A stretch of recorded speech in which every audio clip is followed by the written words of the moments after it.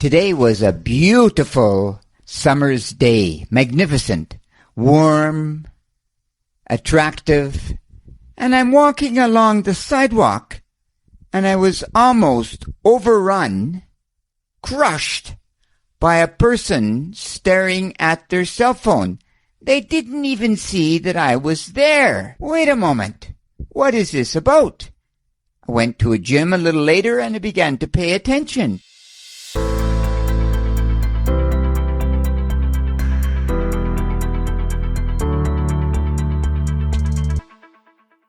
Many people were running around, walking while staring at their cell phones. This is a tragedy and extremely dangerous. But it's not the tragedy of staring at the cell phone that troubles me. It's the tragedy of not staring at life. What's going on?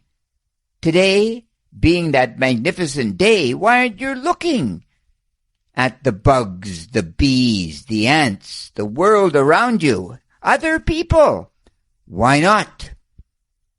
Because you're lost in some fictitious time, some internet odyssey that has absolutely no purpose. I am quite sure there's no value for the most part. I study cell phone users, and I often look at what they're looking at, and this profoundly irritates my friend.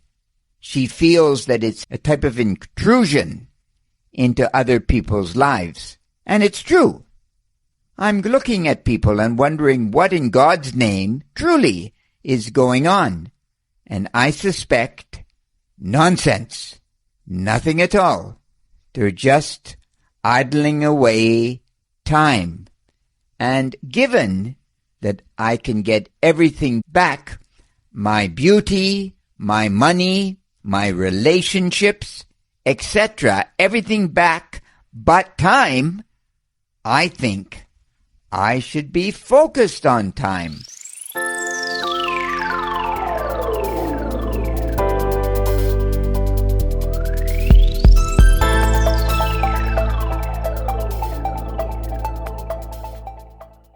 Shouldn't I?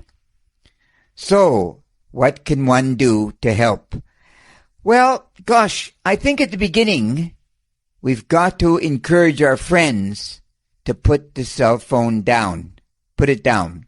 Now, Jim Quick, the great memory specialist, he tells us we shouldn't look at our phone for the first 1 or 2 hours of the day. Allow the mind to be clear, because as we've spoken about before, on the phone, the news, BBC, CNN, whatever it is, most of the news, profoundly negative, profoundly unhappy. Unhappy for the human mind when you begin the day. And I ask myself, what is the purpose of knowing about even more pain, even more collapse? Nothing. Nothing at all. Get a history book. Read a little bit of history, and you will see that history has documented the pain of humanity. Usually not the goodness, mostly the pain. But that's not the real experience. That's not the lived experience of you and me. Our lives are quite good, to be honest, aren't they? They're pretty happy, pretty nice. My bed is warm and clean. The water that washes over me in the shower is nice. My toothbrush is all right, etc., etc. Life's pretty good. So perhaps, just perhaps, when I wake up in the morning and I make my bed and I write in my notebook and I say my prayers, then I sit at my desk and only then do I access the news. Only then. And some days, perhaps, I shouldn't access the news at all. Perhaps on the weekend, for instance. I can work during the week. I can study the news during the week.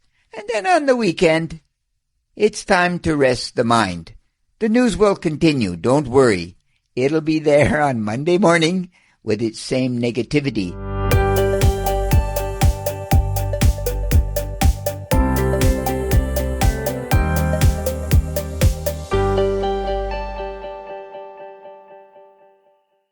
Why has the news come to this? Well, of course, yellow journalism, we know Pulitzer and Randolph Hearst created this concept, but more importantly, we're susceptible to this kind of negativity, unfortunately. Maybe it's biological, maybe it's cultural, but we seem to look at a car accident much more than we do a child walking, don't we? We seem to be fixated on the negativity.